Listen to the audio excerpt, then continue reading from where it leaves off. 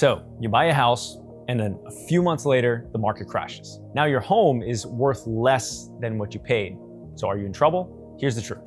It depends on the person and not the property. So two different people could buy the same house on the same street. One is fine during a crash because they never have to sell. And then the other is forced to sell and loses everything. And there's a 4-question test that will tell you which person you are before you buy. And I know this test works because I'm a mortgage expert who's helped over 500 families buy, even though plenty of them are expecting a down market. So answer these questions and a crash can't touch you. So let's start with the scary question. What happens if you buy a house and then the market crashes? Your home is suddenly worth less than what you paid. Feels like a disaster, right? But here's what nobody tells you. A lower price on Zillow is not money out of your pocket. Well, at least not yet. I mean, think about it, right? So if your neighbor sells their house for less, did your bank account go down? No.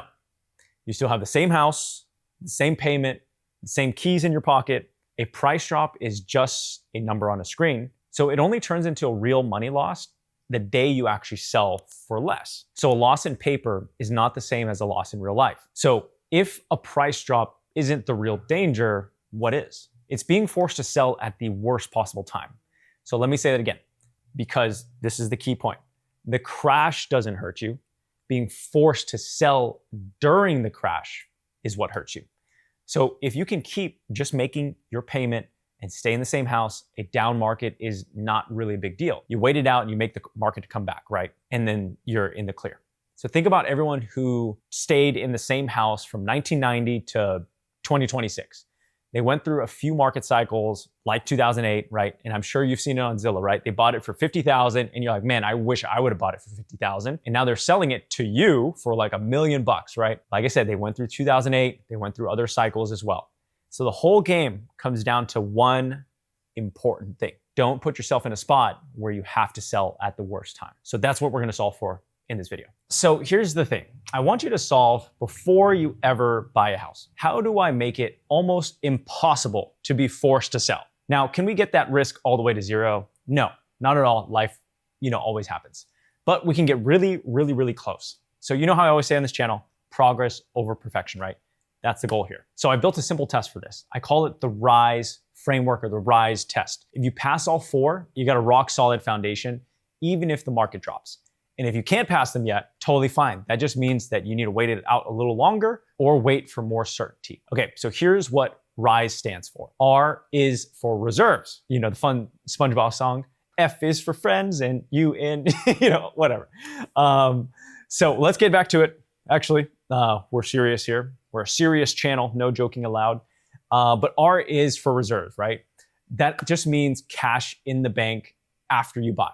So I want you to have at least 6 to 12 months of payments saved up. So if your income takes a hit, you can keep paying. And nobody's gonna force you to do anything when you got a cushion. Also, the amount of reserves, the big R, right, changes based on the type of pay you get. So here's what I recommend. 6 months if you're a W-2 earner. 9 months if you're self-employed. 12 months if you're a business owner because you're gonna have payroll and things like that. You're gonna have to pay contractors, you have to pay your employees, all that good stuff. It's always good to be a little more conservative, the more responsibilities that you have. Next is I. I is for income. Is your income steady? And even better, can you take it with you? What do I mean by that? Is meaning you can work from home or work remote. If you work from home, you can get a paycheck from anywhere.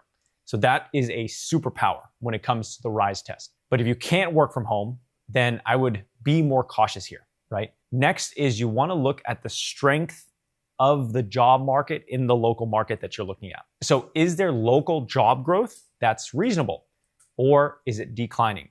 Remember, it is easier to sail with the wind. So let's say, for example, if you got a job in the newspaper industry, right? That is an industry that's shrinking year over year, probably harder to sail against the wind, right? So let's sail with the wind.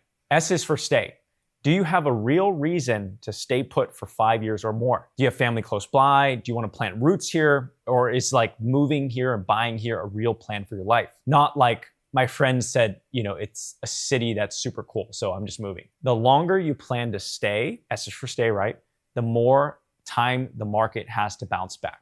E is for exit plan. If you ever had to leave, could you rent the place out? And would that rent cover all of the mortgage or most of the mortgage where you can, sustain that? That's like your escape hatch, right? It means you can move without selling because remember, the big hairy wolf is not the market going down, but being forced to sell. So that's RISE, R-I-S-E. But wait, there's more.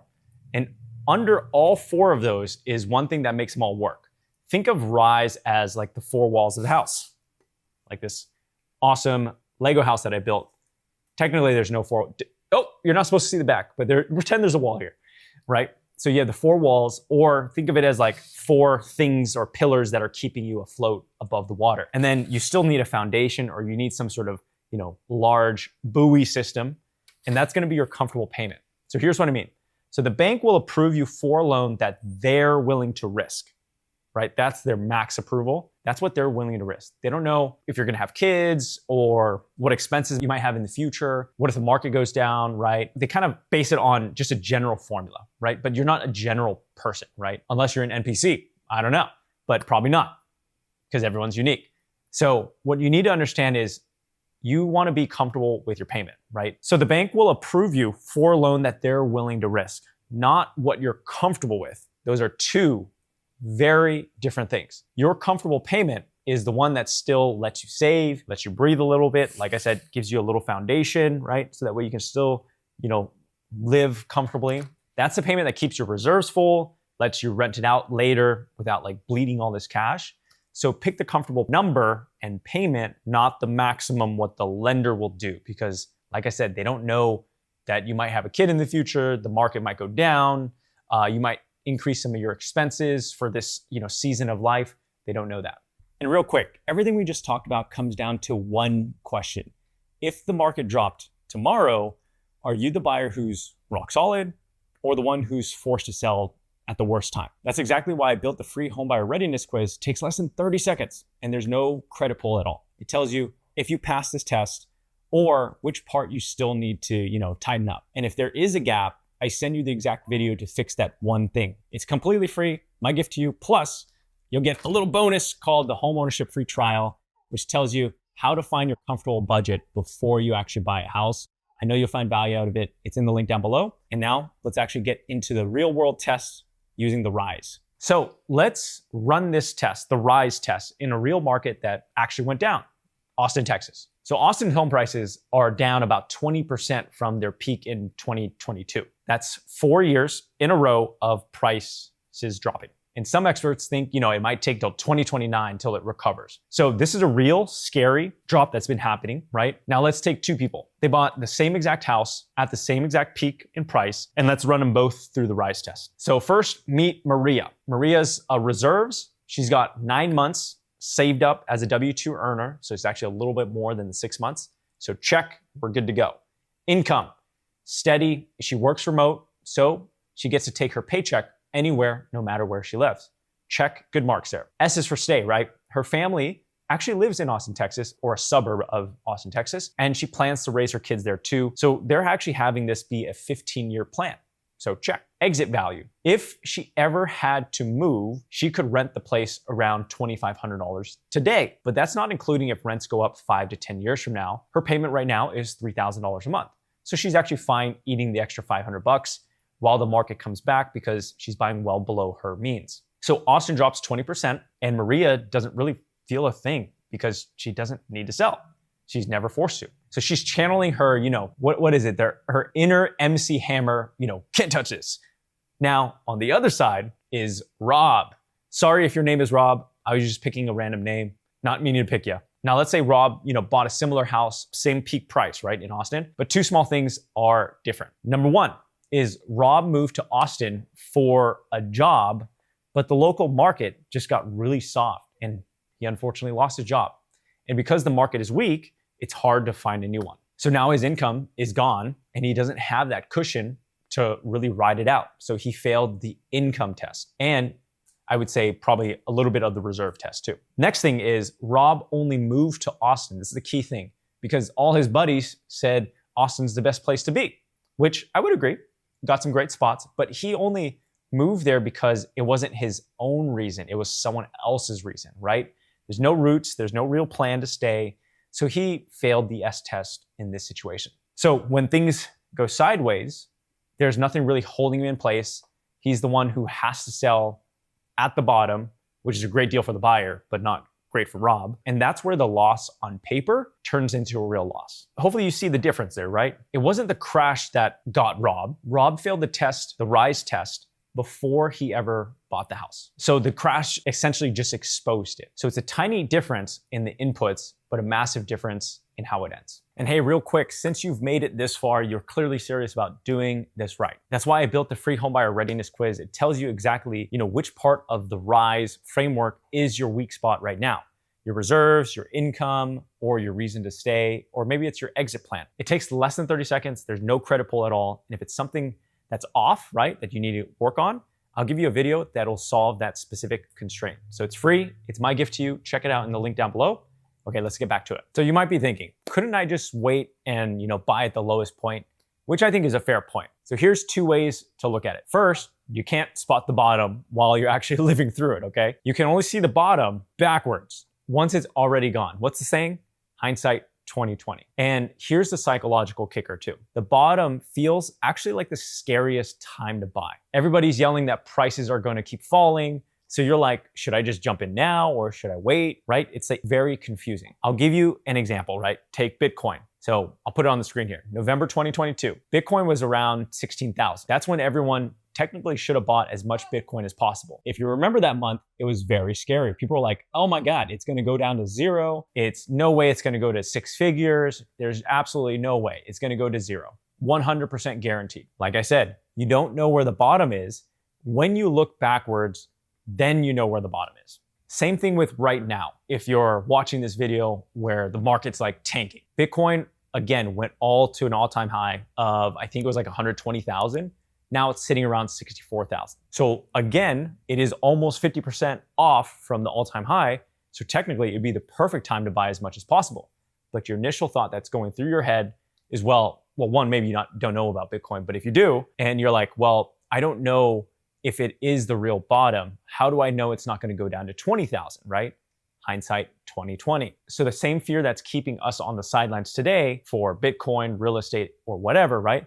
That's the exact same fear that would keep us out of buying at the perfect bottom too. The second thing to look at, the second lens, is you don't buy the market. If you think about it, this is an even bigger advantage compared to stocks, Bitcoins, and ETFs. So you buy the house, not the market. You don't live in the market, right? Think about it. That one house, the one you actually love, in the neighborhood you want, it's not going to sit there and wait for you to time the market and time the charts. So somebody else might actually end up buying it. So waiting for the perfect moment usually just means you're actually going to miss the house. Okay, so another thing to look at. What if you're the unlucky person, right? I've been the unlucky person as well. I've been the Rob, right? What if you're also the Rob? Sorry if you're watching this and your name is Rob. We're not trying to pick you. I just picked the name randomly. Let's say you bought at the peak and you do have to sell because, we didn't meet before this video and you don't know about the R.I.S.E framework. That's totally fine. I want you to reframe your experience into something else. So there's this famous speech by Steve Jobs, and he said something that I think will stick with me forever. So he said, you can't connect the dots looking forward. You can only connect them looking backwards. So you have to trust that the dots will somehow connect in your future. I love that. And I'm married to that idea because a down market or even a wrong move isn't necessarily a failure. It's a feedback loop, right? It's how you learn. That's actually why I called my company Learn Lending. Like, I'm a big believer in education, learning, getting feedback. What a better way to name your company after that, right? Anyways, I also want you to look at this too as like other people have made big mistakes too, like I have as well, right? Early in my investing days, I got lucky. Let's be real here. A few times, made good money. And honestly, it went to my head. I was like, you know what? Doing the Conor McGregor walk. Hey, I can't be touched. I can't lose. Whatever I buy turns to gold. Yeah, definitely not true. So I bought a property that looked like a great deal, but it had one big problem. It sat on a busy road with a double yellow line. So on paper, the numbers worked out, but in real life, they didn't. It never attracted good tenants because guess what? Every single tenant that was good was like, well, I don't want to live on this busy main road. So we were left, with bad tenants. So we finally sold it just so we can be done with it. And here's the crazy part is when we sold, we had to send $56,000 to the title company. I still remember to this day. I think it was 56,000 and $300 or something like that. Let that sink in. Normally the buyer sends money to buy the house, right? The sellers usually get money when they sell. But in my case, everybody was sending money to get the deal. The buyer was sending money. I was sending the money to get out of the deal, right? So that one hurt. And I remember I recorded a video, but just to really burn it into my head. But here's what came out of it. Since then, I have easily, if I couldn't count because it's so many people, easily over 20 plus families that I saved that they walked away from bad properties, right? So I also think that number is pretty conservative. I think it's probably closer to 50 because I know exactly what that mistake feels like, what it looks like. If I never bought that house, I wouldn't say it with the same fire and passion and gusto of like, hey, please, whatever you do, walk away from this deal, because I have played it out in my head. Personally, I've had to send the $50,000. I had to do this, had to do that. And I know I've saved those families real money. So if that's the price that I had to pay to learn it, I would pay it twice on Sunday. So what I'm also trying to say is don't let the fear of a crash or the fear of getting it a little wrong freeze you up. You can't connect the dots looking forward. Just pass the R.I.S.E test, buy a home you can actually live in and afford, trust that it works out, because here's the truth. You can't time the bottom, but you also can't live inside of a spreadsheet, right? At the end of the day, you've got a home and it's yours. All right, as always, I like to make the best videos in the mortgage education space. If you liked it, give it a like, subscribe, and comment. Maybe if you've made this mistake before, you can help somebody else out there, or what you want to watch next. Also, YouTube is recommending you watch this video right over here. Give it a click, and I'll catch you in the next one.